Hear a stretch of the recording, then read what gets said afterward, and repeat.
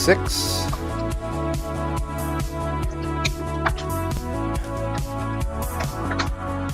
And we are live. You are joining me again for my favorite time of the week. It's when I get to hang out with my friends who are cooler and smarter than your friends to talk about the future of higher education. It's the Placemakers. And this week, our Placemakers are Pete from Wexford. We've got Jabir McKnight from Dream Beacon, and we've got Mark Long, who is from UF and Gainesville Innovation District. Thank you all for joining us on the Placemakers. This week, we're talking about innovation, entrepreneurship, and higher education. I think it is a very, very relevant topic as we think about the future of higher ed, and particularly some of the guests that we've had on talking about what do we need to do to be more innovative and more entrepreneurial in the world of higher education as we roll forward. I want to jump right into a topic that's popped up a couple of times throughout the podcast series, and that's this notion of innovation theater, right? And that in higher education, we tend to talk an awful lot about innovation, but the reality is, and this is my contention, and you can tell me I'm wrong, that we do a little bit of innovation theater. Like when it really comes down, if you look to the fact of how much venture is there, what actual tech transfer happens, that there's very, very little in the way of real life entrepreneurship and innovation happening in higher education. In fact, the model maybe really hasn't changed all that much in the last 100 years. So I want to start that as a topic, bounce it off the three of you, and kind of see where we're at. Well, TJ, the word innovation has been beat to death. I think we would all agree with that. There's innovation challenges, innovation startup weekend, innovation lab, innovation this. And the question is, are you measuring results? Are you looking at metrics? And are you reporting to people what you're actually accomplishing with innovation? I think, Pete and Jabir certainly will have something to say about that, I'm sure. Well, and what should those results be? That's something I'm curious about. You say, are we measuring results? That's one of my contentions, is that it can't be grades anymore, right? Like what are the results? What should innovation look like? Innovation to me is the actual measurement of how many ideas are developed, how many businesses are started, how many are successful, how many people really come up with something new and innovative, to coin the phrase, that you can actually point to and said, we had a role in that. We had something to do with that. That was started and carried through because of our innovation efforts. Got it. I absolutely agree with that. I don't want to jump too far ahead, but I know we're going to talk about what it takes to innovate, right? Is it a program? Is it the people? Is it the space that you're in? And I think when you're talking about innovation, especially in higher education, who are the people that are leading the way with that innovation? Who is carrying it through from the program to the space? And when you're looking at those who have excelled in innovation and entrepreneurship, those are the people that need to lead the way, not just with the creation of the program, but also carrying the students throughout. So that when I look at the innovation space, you can't have people that are leading these students that have great ideas but don't understand the infrastructure. How can they be supported if the people that are supporting them have not innovated themselves? And Jabir, you wrote a really good piece in Medium about innovation and entrepreneurship sort of as the basis of how we move forward as an industry. And one of the points you made in there was that, that our faculty model might be a little bit limiting in terms of being able to do just what you said, that this notion that we are based in tenure, and Busty touched on this a little bit when he was on the pod a couple episodes ago, that, a lot of our faculty have never worked outside of academia. And so is that what you're talking about, that we have people sort of leading in the classroom that don't have necessarily the context to really teach innovation? Absolutely. And even in the incubation space, but especially in the classroom, I think students are looking for relevance in the classroom. And you have a lot of people that are teaching without praxis. You understand the theory, but have you applied that? I think it changes the environment of higher education, especially in the classroom, when you have professors that have worked outside of that space. Because now when I'm listening to you, I feel as though you've done this before. You've walked that walk, and it's relevant enough for you to have just been there, or maybe you're an adjacent professor or adjunct professor where you are still working in that space. When I come into the classroom every day, I feel like I'm learning something new that's relevant as soon as I leave the classroom. Because things are changing so quickly, we don't have people across academia that have that type of experience. And I do think that's something that we need going forward. Yeah, and I would just say, I think, there's a place for academia and theory and teaching that, but if you could supplement that teaching with that real world experience, and I think of, Jabir, I don't know what you're going to be doing in 5 years, but I think it'd be awesome if Lake Tech brought you back to the university to be an adjunct professor, and you have that immediate real world experience of that first 5 years right out of school, to bring back to those students, and how what a compliment that could be to kind of the theory of academia. Yeah, and Pete, I want to pick on you a little bit because with Wexford, you've got, so as an example, you got University City Square here in Philadelphia. You've got, what is it, a bazillion square feet of incubation, entrepreneurial acceleration space that is grounded in sort of being this hub of innovation within the city of Philadelphia. And as I look at that, my question to you is how does that bleed over into the world of higher education? Because it's sort of centered between multiple institutions here in Philadelphia. But I wonder, are the tenants of a space like that, are they practicing it in the real world as postgraduate folks? And what do we, and then we're missing the opportunity to connect the dots for those folks who are working their way through their undergraduate education? Yeah, no, it's a great question, and I think we sort of live at that intersection of the two, and we're seeing more and more the institutional uses that are in our buildings are uses that specifically want to collaborate with industry. Great example, the College of Computing and Informatics for Drexel, led by Dean E. Dang, specifically wanted to be in our latest building, which is just a commercial lab and office building. He wanted his entire college to be in that building because Cambridge Innovation Center, a co-working shared environment, shared work environment, which is highly successful in Boston. One of the most that they sort of tout that they have the highest concentration of startups in the world. He wanted that co-location because he wanted his students to be able to take the elevator 5 floors down and get a co-op in the same building. So I think. So it's deans like that sort of see where the future of the economy is headed and can find those collaborations with industry. And I wonder, I mean, do you think that's really the key to all of this? We're talking about 21st century employability skills. We're talking about entrepreneurship innovation. We're talking about sense of place. Is public-private partnership at the cornerstone of opportunity to do this a little bit differently? Mark, I know that you work in a space that is not necessarily a traditional public-private partnership, but it's surrounded by public-private partnership. Is that one of the keys to being able to move forward in a more relevant way? Absolutely. Particularly picking up on what Jabir said and something you mentioned, TJ. I think we're severely lacking in the undergraduate area more than graduate students. We're not involving them. They're going to go out into the world of work and work in private companies, in private industry, in private area.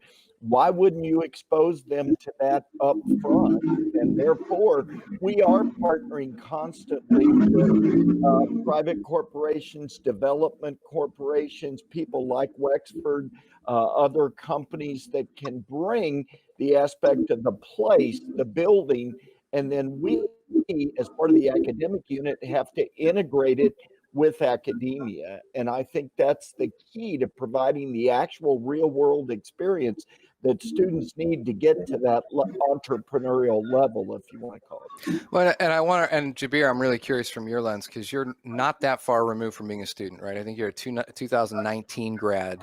So, and I love the lens of all three of you, by the way, right? We've got the Wexford perspective, we've got the University of Florida academic perspective, and then we've got somebody who's not all that far removed from being a grad who just wrote a really compelling piece about entrepreneurship and innovation.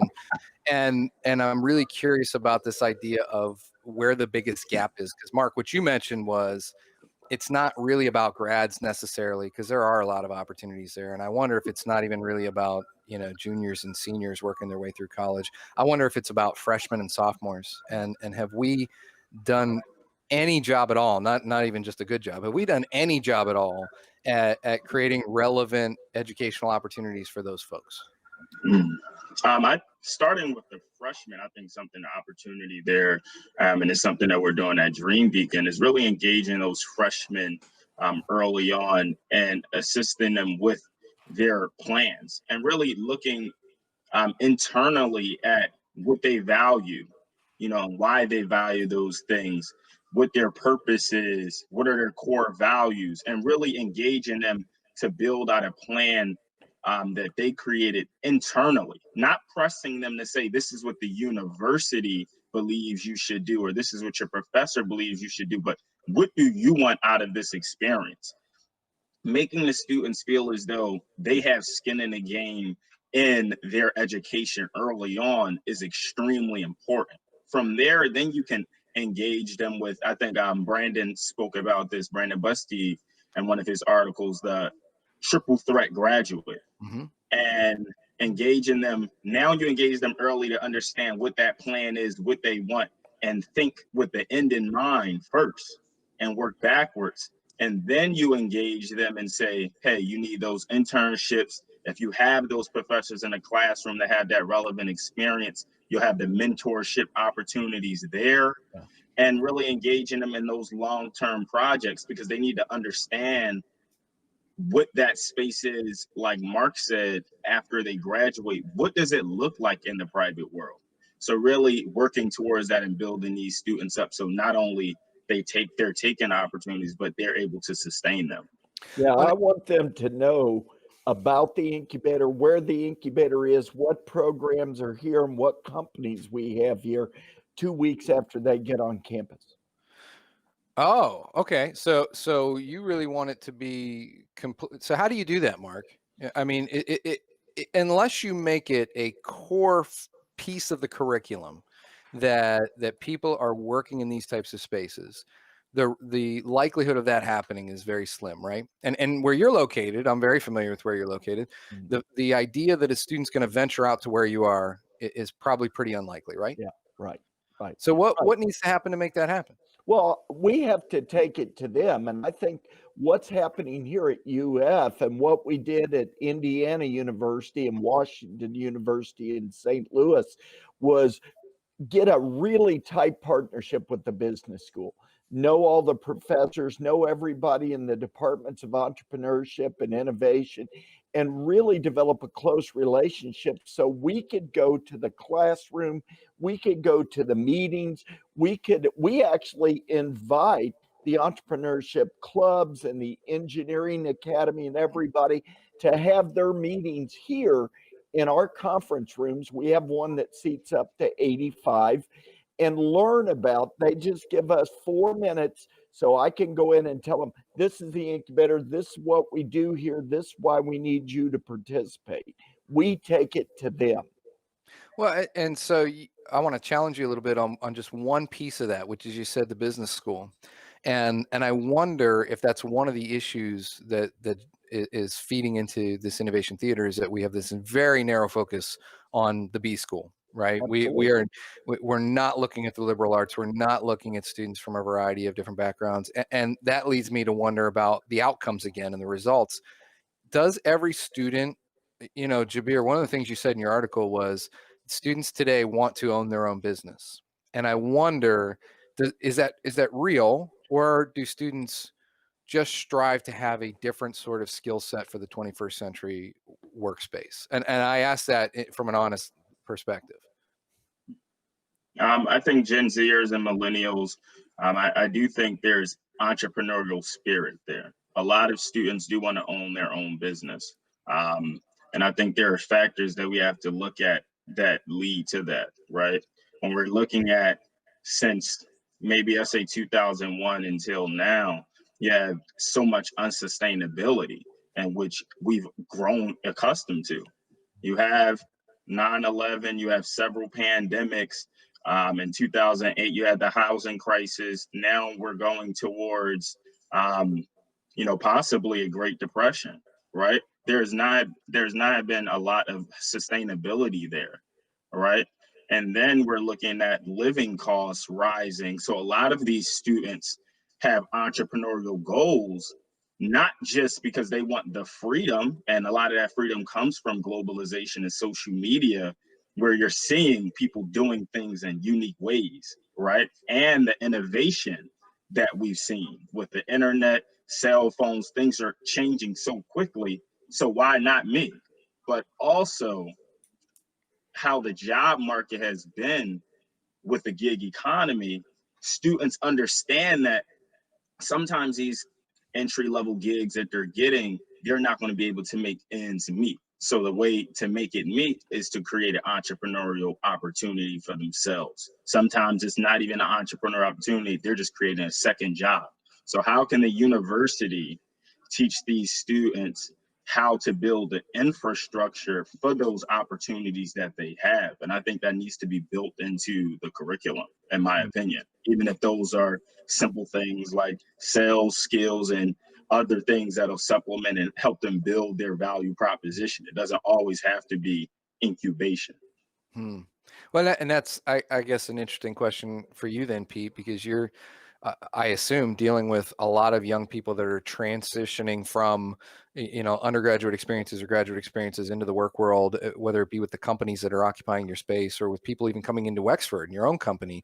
What are the gaps in skill sets that you're seeing in young graduates, and where are we struggling to fill those, and how can we do a better job by being more innovative and entrepreneurial in the way we offer education? Yeah, I mean, I think running to Jabir's point, one of the most valuable pieces of that I've learned in my career thus far, and it hasn't been, as long a career as, Mark or probably you, TJ, and just, I think is the financial aspects of a business. And I think I always felt like that wasn't taught as much. I think, finance and math is such a language in business. And so I think you're totally right, TJ, that having sort of cross-disciplinary teams that can work together in the university, and diversity of voices can really come up with the most innovative concepts, not to use that buzzword again, but I think having sort of a strong backbone in the finances of a business, managing cash flow. I don't think you shouldn't have to go to B school to get that backbone. I think that should be just a fundamental freshman class. Because I think that's just so essential. And I think especially now you're seeing in this pandemic, everyone's sort of trying to manage cash. And I think, it's situations like these that you really need to have that understanding of kind of operating a business. Well, and I wonder how all of this discussion ties into the financial implications and realities of higher education right now. One of the first thing that always comes to mind for me is the ROI on higher education. It's never been lower.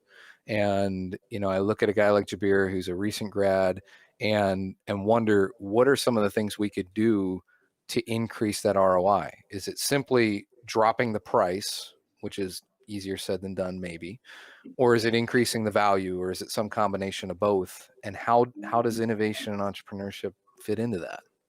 Well, I think we got a bigger question now of what is higher education anymore? That's a great question, right? Could be a YouTube channel for all I know. It really could be. And Coursera and some other things are providing some access to free content as well. And it's good free content.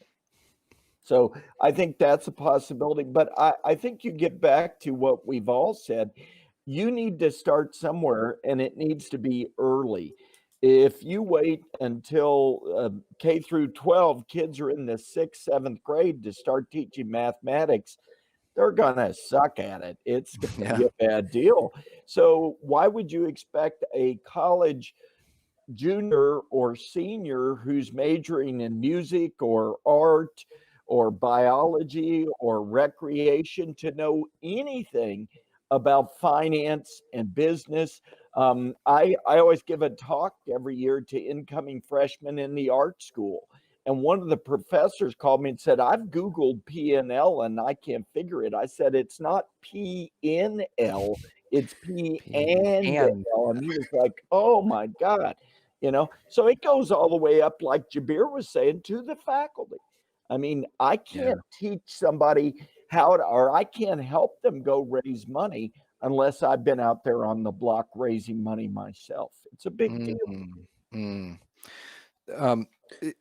Go ahead. Yeah, I was going to say, TJ, I think the other thing is the pace at which this is all changing, and how do you create a structure at the university that can adapt with the pace.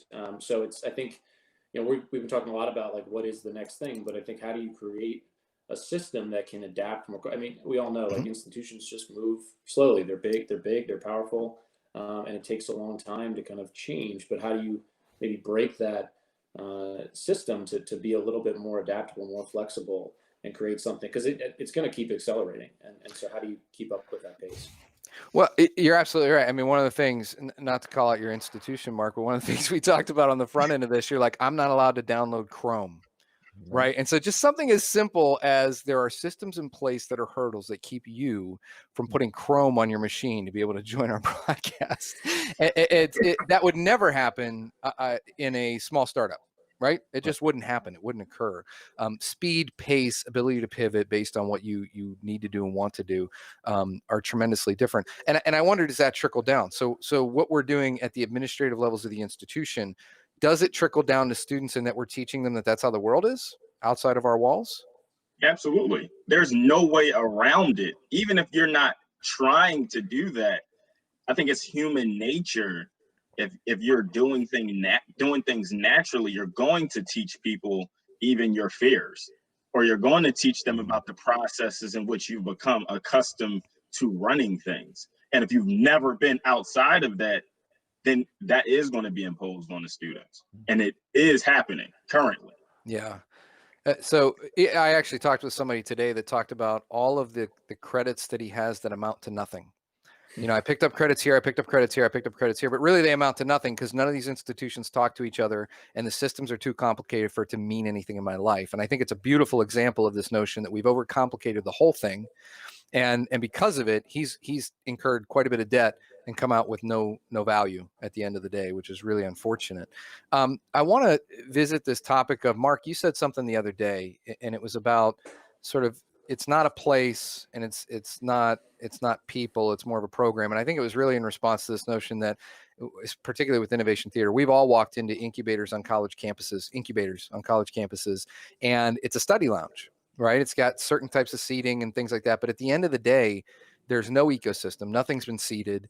And people walk in there and are left to their own devices to figure out how to use it. And what they're learning is just to use it as a study lounge space. So what is it that makes those spaces work? Well, again, you go back to what Jabir said. It's not just an incubator. It's not just an incubator program. It's not just a innovation district or downtown park like PTS. It is the programs. It's the education process. It's the exposure to mentors and advisors who have been there and done that. It's a set program of making sure that everybody that walks in the door gets basic fundamental education in finance, management, human relations, distribution, logistics, all the basic functions of when you walk out of here after X period of time. If you're willing to invest in us, we will invest enough knowledge in you that you can go start your own business, that you will know enough to make it grow and make it successful. One point to yours is you were talking about somebody had all these credits. I've met people with 4, 5, 6 degrees that I don't think they really knew anything. Well, I always tell, so I have my doctoral degree, and I always say it doesn't make me smart, it makes me stubborn. Doesn't mean you actually know anything at all. Pete, in these financial times, with what's going on with coronavirus, with what the impact that's had to the tune of tens of millions of dollars to higher education per institution, and the impact that it's had on local economies, has the financial equation for some of this work changed a little bit? I think oftentimes when I think of public-private partnership and I look at prominent examples of that, it's using guaranteed public money to engage the expertise of the private partner. And I wonder, have some of those guarantees slipped away and the equation has changed? I don't know the answer to that, but I'm curious if from your lens it has, as you've done the work in some of these P3 relationships.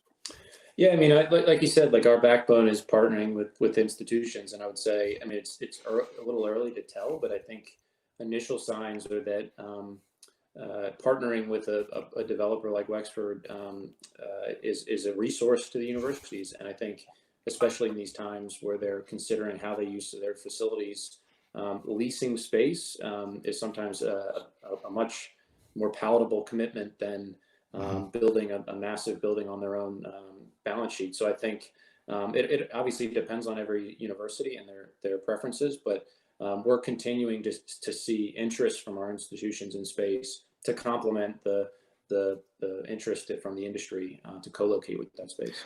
And from an outside perspective, when I drive by a Wexford community, and I don't know if that's the right term to use, community, but Yep. as I drive by a community, what separates what you do from just contiguous Class A office space?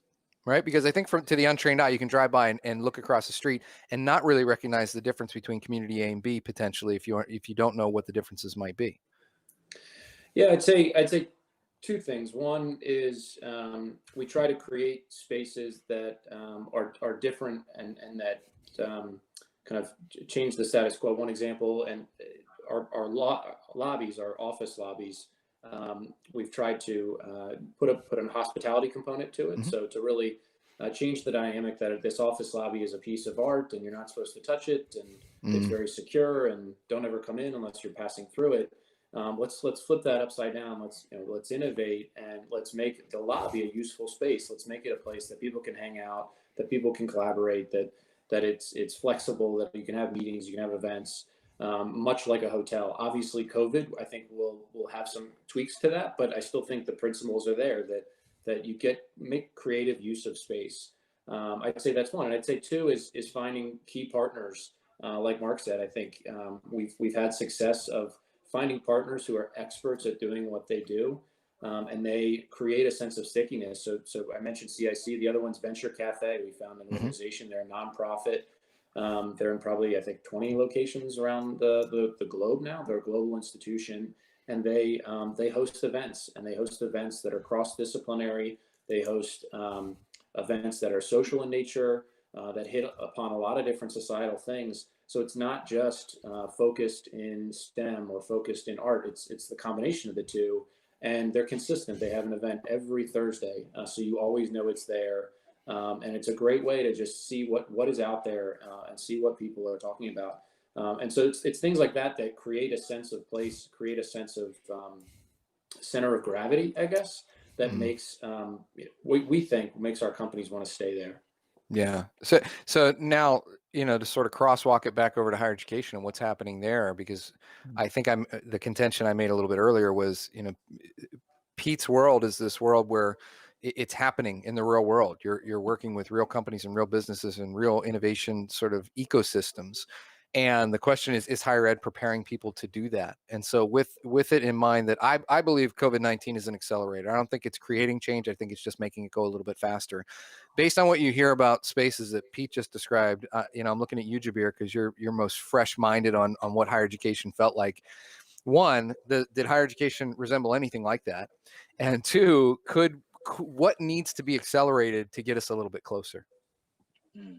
I don't think it did. Not for me, but I felt I was prepared, and there were things that made me prepare: experiential learning opportunities, and really traveling and mentorship, exposure, being out and really seeing what's going on, and then working on several long-term projects and working in spaces where I did a symposium and went through a procurement process with several corporate organizations that sponsored the events: JP Morgan Chase, WFSF, and a few other organizations, and understanding what that looked like and the end-to-end process that went into creating it, and the pitfalls, and in the process everything is not going to go as you expect it to go. Those are opportunities that I think about, that I went through, that has a lasting effect in my mind far longer, and I reference them much more than I do my classroom experience. I think things will stay that way, but how do we close that gap? I don't think it should be that way. Yeah. And now, are those things you went and got yourself, or are those things that were built into your educational opportunities? Are you the exception or the rule? I think it was an exception, Right. but it can be the rule. It can be Right. the rule, and because it came through working with people from my alumni association. It came through looking for the opportunities, but going to my administration and saying, hey, how can I finance this? Can you support this? So although I took the initiative to go and get it, my university did support it. Sure. So it can happen. How can we build that into the systems? That's the question.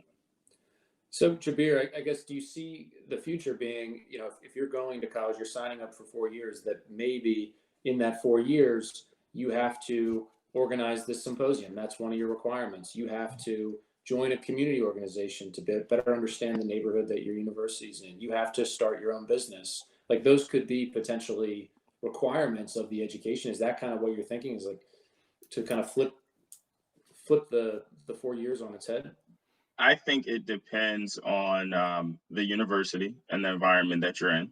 I think referencing again something that Brandon Busty said, which I think is particularly interesting, how can universities partner with smaller businesses and startups? That can be an opportunity. You don't have to create everything, but maybe these students that have this entrepreneurial spirit or want to get involved, they can get real world experience working on an organization that's actually working on their infrastructure, right? Not only are they helping the organization and they can see the growth happening real time, but if that's something they want to move forward and go into a bigger organization, they have that internship experience. So I think that's important there.